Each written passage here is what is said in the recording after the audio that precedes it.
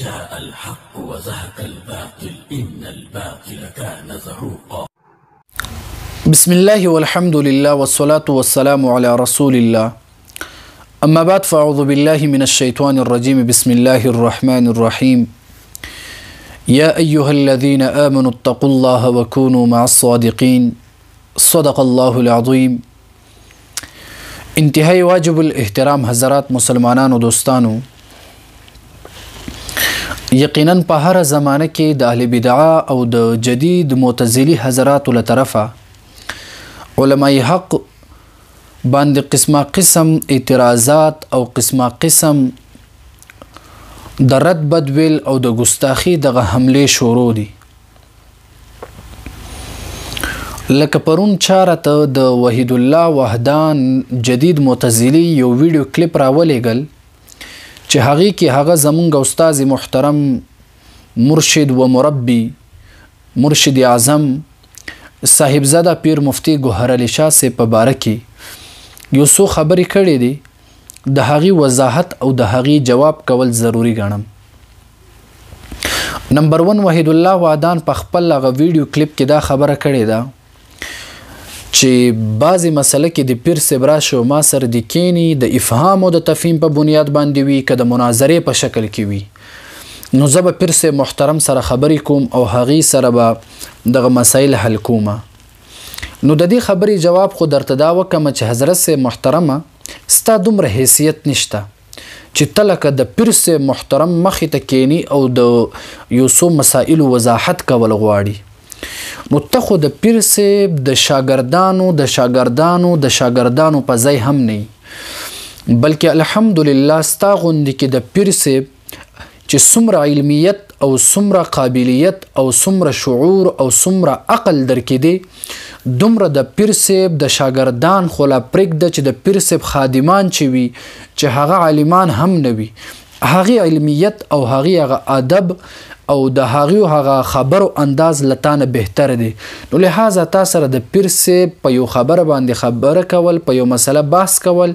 یا در سره په یو مسله باندې تفصیلي نشست اخیستل دا مناسب نه دی، ځکه پیر صاحب در سره په دې باندې انشاءالله نه تیاریږي. هغې وجه دا ده چې ستا دومره حیثیت نشته. بیا دویمه خبره دی دا وایي چې پیر صاحب محترم اردو کې لږ داسې څه غلطیانې دي او د خضریات صاحب محترم چې کوم اردو د هغه بالکل صفا ده. نو په دې وجه باندې د پیر صاحب محترم ته لکه داسې یو نعوذ بالله دغه ګستاخ یو د کم علمي نسبت کوي. نو حضرت صاحب زه درته دا وایم چې ستا د خضریات د خبرو جواب پیر صاحب محترم خو په اردو زبان کې وکړو چې هغه به هم ور باندې پوهه شوی وي او ته هم ور باندې پوهه شوی، لیکن ستا د کچرته بل زبان باندې عبور حاصلول دا د قابلیت علامت وي او یا کچرته یو بل زبان باندې قابلیت نه لرل دا د کم علمي علامت وي، نو ستا خضریات صاحب محترم خو بیا اجهل دی، هغه به احمق وي، هغه به جاهل وي، ځکه چې هغه خو بالکل پښتو باندې سره پوهیږي نه او پیر صاحب محترم خو الحمدلله اردو ښه ویلی شي او که چرته در کې غیرت وي جرت وي دغه خپل خضریات صاحب را حاضر کا که اردو کې وایي او که پښتو کې وایي پیر صاحب محترم به ورسره خبره وکړي. بیا دریمه خبره دغه حضرت سے په خپل ویډیو کلیپ کې هغه د سنتو په د دعا بعد سنت په حواله سره کوي چې پیر سے محترم په خپل خبرو کې د دعا بعد سنت اثبات کړی ده. نو حضرت سے محترم وسم درته وایو بیا هم درته وایو او ستاسو مشرانو ته هم مونږ ویلی دي او زمونږ شیخ حمدالله جان ډاګی بابا جی صاحب رحمه الله او دغه شان دی صاحب حق صاحب د شاه منصور صاحب نور الله مرقده، هغې ستاسو مشرانو ته داسې مضبوط لګام ورکړی و چې ستاسو مشرانو دغه خولې دا تر مرګه پورې بند و په دغه دعا بعد سنت په مسله باندې. وسم درته چیلنج دی، بیا هم درته چیلنج دی چې که چرته علمي طاقت دی وي او که چرته علمي قوت دی وي او علمي استعداد لري نو راشه که مجلس د افهام او تفهیم لګي، که مجلس د مناظرې په شکل کې لګي، که د میډیا نه هټ کر لګي او که په میډیا باندې ښکاره لګي، راشه دعا بعد سنت باندې به انشاءالله ستاسو علمي جنازه مونږ وباسو او د دعا بعد سنت دغه ثبوت به انشاءالله مونږ درله درکولی شو. بیا څلورمه نمبر خبره دغه محترم وایي چې پیر صاحب محترم په خپل خبرو کې یو خبره کړې ده چې هغه دا چې پیر صاحب محترم ویلي چې دغه تعلق د روح دغه جسد سره تعلق الروح مسله د قول د معتزلیانو هم دی وایي هغې دغه خبره غلطه کړې ده بلکې پیر صاحب محترم ویلی و چې دغه عود الروح مسله دا قوي ده په نسبت د تعلق الروح سره نو دا دو خبرې شو د دوانو وضاحت دا دی اصل کې بنیادی خبر دا ده چې ستاسو غوندې کې احمقان او ستاسو غوندې کې جاهلان چرته علمي نکتو باندې نه پوهیږئ او نه هغه علمي نکتې او د علمي خبرې هغه حقیقت ته ستاسو لاسرسه نه کیږي لکه مثال په طور باندې پیر صاحب ووایي چې دغه قول د عود الروح د تعلق الروح دغه یو قول دا د معتزلیانو هم دی نو تاسو ووایي چې نعوذ بالله من ذلک پیر صاحب دا غلطه خبره ولې وکړله ځکه چې دغه تعلق الروح دا قول خو قول د اهل سنت والجماعت علماء دیوبند هم کړی ده نو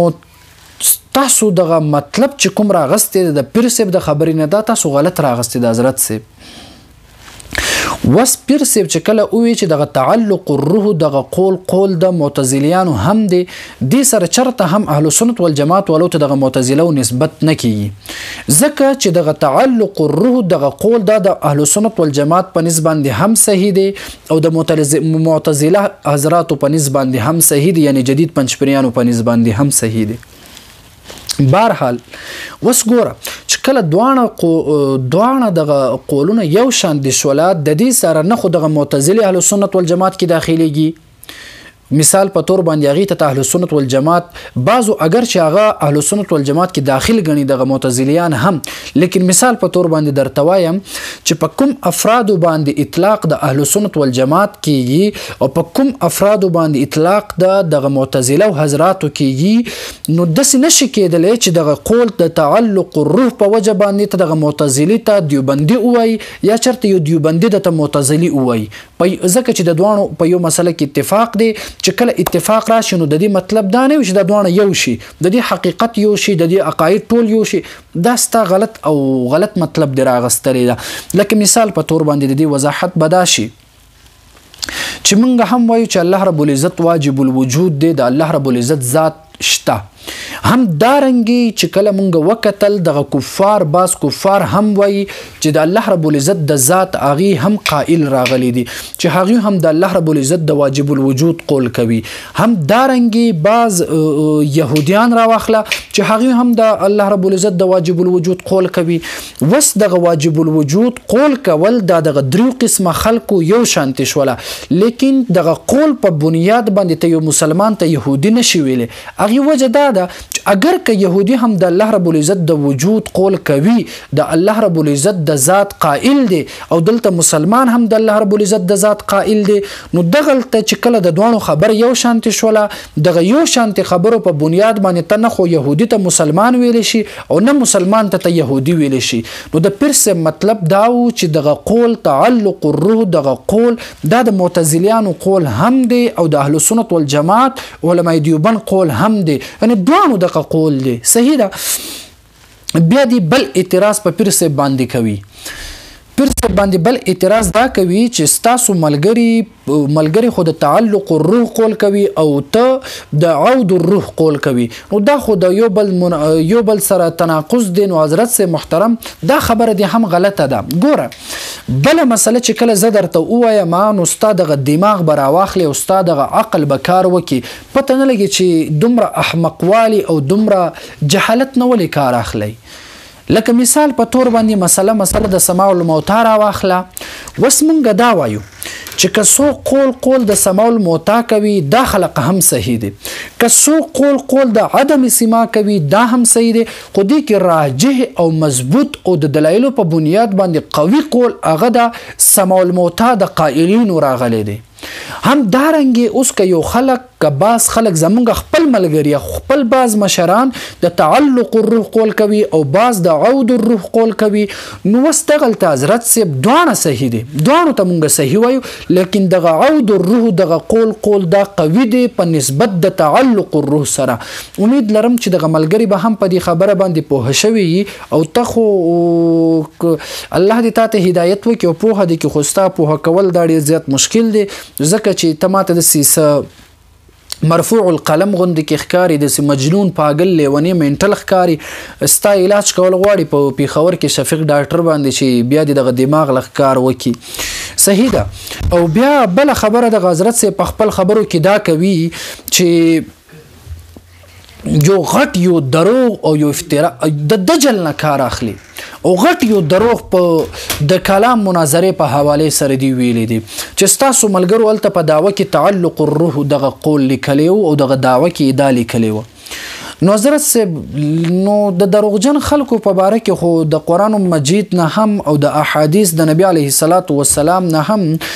د دروغجنو خلکو دغه مسله دا څرګنده شوې ده او د دروغجنو په باره کې چې څومره وعید راغلی دی هغې نه به ته خبر نه وي ځکه چې تا چېرته قرآن او حدیث لوستلی نه ده همیشه دې دغه بدرد او ګستاخي د علما کرامو خلاف تا کړې ده نو چېرته قرآن او حدیث هم لږ وګوره چې دروغجن انسان باندې د الله رب العزت او د فرښتو هم لعنت وریږي او بیا د دروغجنو په آخرت کې څومره سزا ده د دې نه ته ځان خبر که مونږ چرته هم د کلام په مناظره کې چرته هم مونږ د تعلق الروح دغه قول دا په دعوه کې نه ده ذکر کړي کنې دعوه ستاسو ملګرو سره موجود راغلی دی هغه دې په فیسبوک په سوشل میډیا باندې شیر کې ټولو خلکو ته به خبره ښکاره شي بیا بهرحال دغه بل حضرت صاحب د خضریات صاحب د غلط خبرو او هغې خود ساخته عادتا دغه لفظ په باره کې یو فضول خبره کوي خو دومره به درته ویم چې دغه عادتا دغه لفظ دا چرته یو صحیح مستند معتمد یو کتاب نه عادتا دغه لفظ راته وښایه موږ به در سره ومنو بهرحال بیا دغه حضرت صاحب د ثوابي د مناظرې په حواله سره هم څه خبرې کړې دي بهرحال د ثوابي هغه مناظرې ولا کم دسخط پاڼه چې وستا په نسبت باندې هم صحیح دی او زمونږ نسبت باندې هم صحیح لیکن هغه پاڼه ستاسو ملګري د کلام په مناظره کې راته ښکاره کړله او هغه ملګري نه مې هغه دسخط شوې پاڼه راواغستل ما ورته چې دغه پاڼه ستا سره او دی باندې ستا د مفتیانو دسخط موجود راغلی دی په دې باندې به اتفاق وکړو خبره به ختم کړله لیکن वहाँ पर आपके साथियों की बोलती ऐसी बंद हो गई چې چرته په دنیا د قیامت تر سبا پورې به هغوی دغه خوله چرته به هم کولاو نه شي هغې په هغه باندې دسخط ونه کړله دې نه دا معلومیږي ستا په عقایدو او نظریاتو کې او ستا هغه شاګردان کوم چې د کلام په سرزمین باندې یو شرمناک شکست خوړلو نه پس دغه سترګې ټیټې وي او موږ ته ملامتو هغه خلکو عقاید او نظریات جدا دي او ستا عقاید او نظریات دا جدا دي بهرحال بیا هم زه درته وایم او وسم تا اصل کې دغه حضرت صاحب په خپل خبرو کې ډېرې خبرې د دې په دې خبرو باندې د دې دغه کلیپ مبني ده چې دوی ډېرې خبرې دا کړې چې پیر صاحب سره به زه کښېنم پیر صاحب نو حضرت صاحب ستا خو دومره حیثیت نشته چې ته پیر صاحب سره کښېني دا مې درته سر کې ویله او بیا یو عجیبه خبره دی بله کوي او سړي ته خندا هم راشي د دیو چې کله مونږ خبرې واورو نو بس داسې ما ته خو مینټل او لیونی او پاگل او مجنون ښکاري حضرت صاحب وایي ما څلورمه درجه کې داسې شاګردان تیار کړي چې الحمدلله هغې څلور مناظرې کړي دي او څلور مناظرې یې ګټلې دي او که چېرته بل چا جواب وکړو هغه کسان به را مخامخ کړه ښه حضرت صاحب ستا د څلورمې درجې طالبان هغه و چې د مردان په سرزمین باندې الحمدلله د دلایلو په توره باندې مو هغې باندې ښه مضبوط ګزار کړی او دغه میدان نه هغوی تښتېدلی و دغه کسان یادوي که نه هغه خو څلورمه درجه کې نه و هغې خو داسې د دوره حدیث طالبانو او که چېرته خبر د کلام د سرزمین کوي نو بیا د کلام په سرزمین کې هم ستا یو فارغ شده عالم چې هغه راغلی او زما مخې ته ناست و چېرته تکمیله یې هم کړې وه او هغې انجام هم تاسو هم لیدلی ده او بیا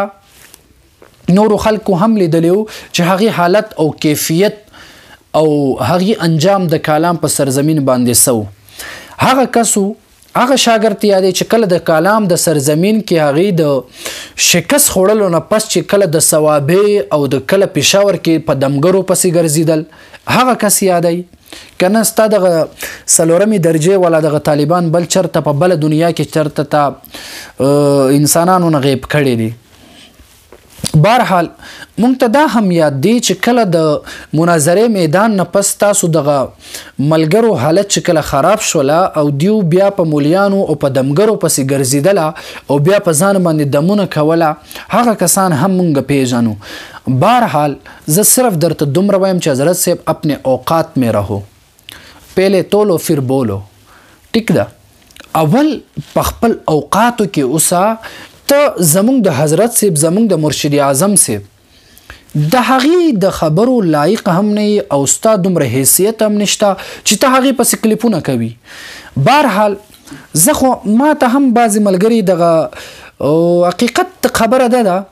چې ته هغه کس یې وحدان صاحب چې مفتي صاحب محترم در باندې د شفقت په نظر باندې درته د شفقت په نظر وکتل او در سره کېناستل دا هم مونږ مناسب نه ګڼل لیکن د مفتي صاحب عاجزي او انکساري په وجه باندې هغه در سره کېناستل خبرې در سره وکړله او تا ته ځان یو لوی شیخ کاره شوله.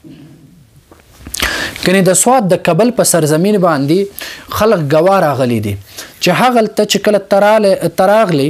او زمونږ ملګرو ته د چیلنجونه ورکړله هغوی سره د خبرې وکړلې چې کله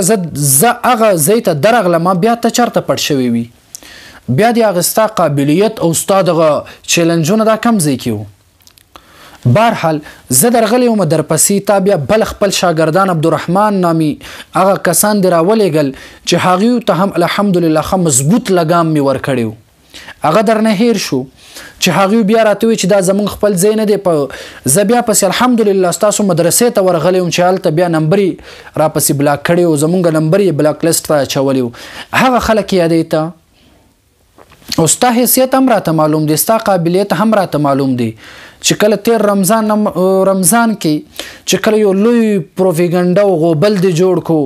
او علماء دیوبند چیلنج کړله چې کله زه درغلم دغه کابل په سرزمین باندې بیا دې پته نه لګېدله پته نه لګي خپل مدرسې نه هم تښتېدلی وي خپل مدرسه کې هم موجود راغلی نه وي ته هغه انسان یې. بهرحال دومره درته وایم چې که چېرته یو انسان در باندې د شفقت نظر وکړي یو انسان ستا لږ لحاظ خیال وساتي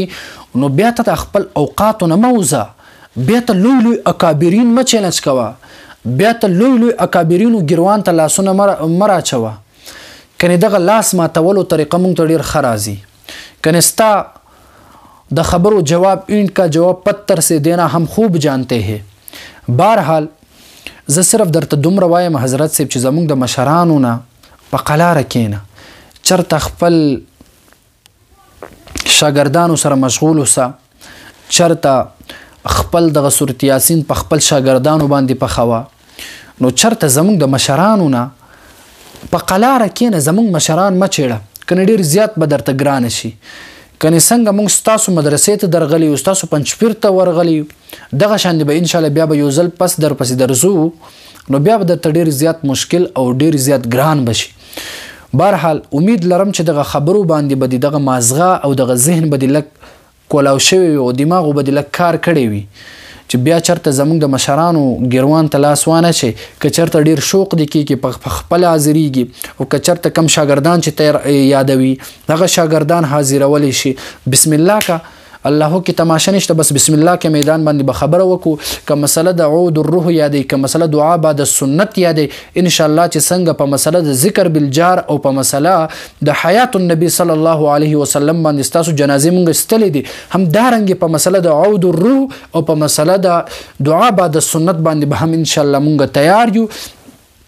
چې کله هم ته وای چې کم ځای وای او چې څنګه ستا خوښوي الحمدلله مونږ تیار یو او زمونږ چیلنج دی په دغه دو مسلو باندې ستا چیلنج هم قبول دی او بیا زمونږ هم طرف نه چیلنج دی که مسله د عود الروح یادی او که مسله دعا بعد سنت یادی راشه په دې باندې به کینو خبره به وکړو انشاءالله امید لرم چې که لږ غیرت او همت درکوي لږ جرت درکوي نو دغه دو مسایلو باندې عود الروح او دعا بعد سنت باندې به یا یا ستا شاګردان به تیار شي نو انشاءالله بیا موږ سره رابطه وکړئ یا جوابي یو کلیپ وکي هغه کې مونږ ته خپل نمبر راکې چې مونږ بیا در سره رابطه وکړو په هغه نمبر باندې چې په دغه دوه مسلو باندې مونږ او تاسو کینو او دغه مسائل ما او تا په خپل درمیان دغه مسله ما او تا حل کو یا خپل هغه شاګردان کینو چې پته ولګي تاکي دودھ کا دودھ اور پانی کا پانی हो जाए. الله رب العزت دې درته همت او توفیق درکې چې تغه دوه مسائل باندې یا په خپل یا خپل شاګردان را مخې ته کې او الله رب العزت دې هدایت درته وکي چې د مشرانو د ګستاخینه ته محفوظ شي. الله رب العزت د ټول مسلمانان دغه جدید معتزله پنځپری حضراتونه په امان کې وساتي. جاء الحق وزهق الباطل إن الباطل كان زهوقا.